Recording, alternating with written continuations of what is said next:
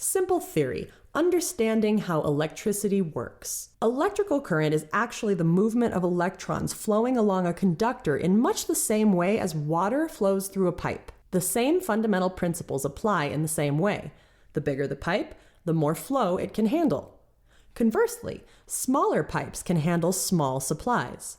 This is the principle behind resistance. An analogy to understanding electricity is a water pipe where the voltage is the water pressure, the current is the flow rate, and the resistance is the size of the pipe.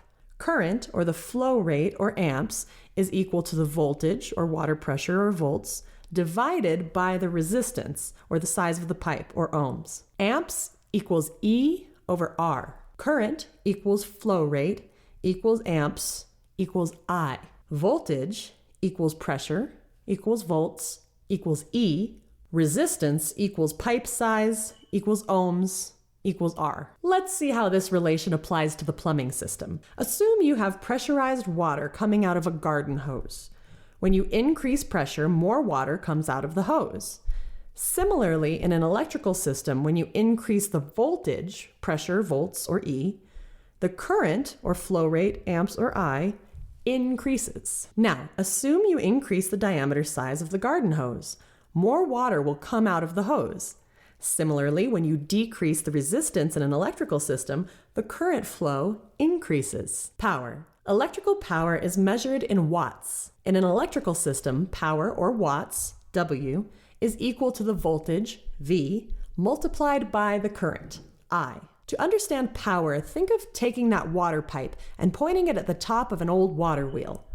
To increase the power generated by the water wheel, you can A, increase the pressure of the water coming out of the pipe, or B, increase the flow rate of the water. Measuring electrical forces. When discussing electrical supply, we use many different terms to quantify the amount of available power, the amount of work it can do, the resistance of the components, and, therefore, its safe operating parameters. Here are some easy to understand definitions and explanations of the terminology. Resistance limits the conductor's ability to allow the flow of electrons, just as friction causes losses in any pipe or ductwork. This is expressed in ohms. Electromotive force is what drives electrons along the conductor and is expressed as voltage or volts. Current is the flow of electrons driven by electromotive force through a given resistance. This is expressed as amps.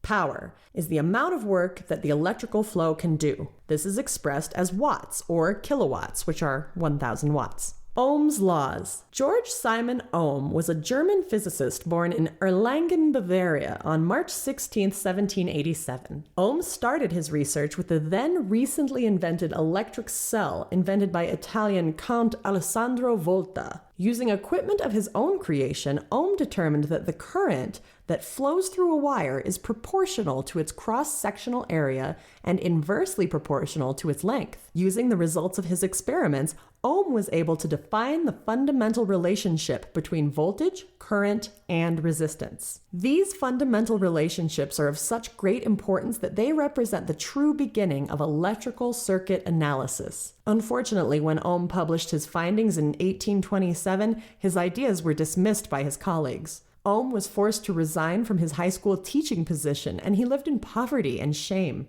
However, his research efforts gained a lot of support outside of Germany. In 1849, George Simon Ohm was finally recognized for his efforts by being appointed as a professor at the University of Munich. How do the Ohm's laws help us? Ohm's laws are basically a series of mathematical models that show us how to work out safe working loads for conductors and electrical components. This allows us to understand why, for example, a 30-amp fuse should not be connected to a 14 AWG wire. That's about resistance and overheating wires. Ohm's laws define the relationship between voltage, current, and resistance, where I is the current measured in amperes, amps over A, R is the resistance measured in ohms, E is the electrical potential, voltage, and W is power measured in watts. Common Ohm's laws are watts equals volts times amps, or W equals E times I. Another would be amps equals watts divided by volts, or I equals W over E. Amps measure current.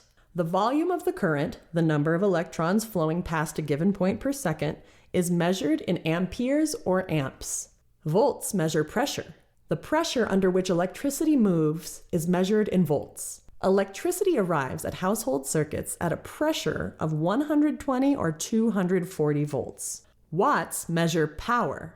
Power is measured in watts, and you can compute wattage by multiplying amperage and volts. Examples. Assume that a standard incandescent light bulb is drawing 1/2 amp from a 120 volt circuit and uses 60 watts of power. 120 volts times 0.5 amps equals 60 watts. To calculate amps, divide watts by volts. Assume an electric clothes dryer is using 240 volts and is rated at 7,200 watts, pulling 30 amps. 7,200 divided by 240 equals 30. This means that the dryer must be protected by a 30 amp circuit breaker, and the wire carrying current to it must be number 10 copper, which is rated for 30 amps. How much does it cost to operate my portable electric heater? An electric heater wattage is usually given on the unit itself. Assume it's 1,000 watts. Assume that the heater is used an average of 45 hours during winter months, half an hour per day for the 3 winter months. And the utility's electric rate during the winter is $0.068. Then 1,000 watts divided by 1,000 equals 1 kilowatt times 45 hours of operation. 45 kilowatt hours times $0.068 equals $3.06. Now let's assume that we have an 8 amp heater. The calculation changes just a bit to 8 amps times 120 volts of household current equals 960 watts over 1,000 equals 0.96 kilowatts times 45 hours equals 43.2 kilowatt hours times $0.068 equals $2.94.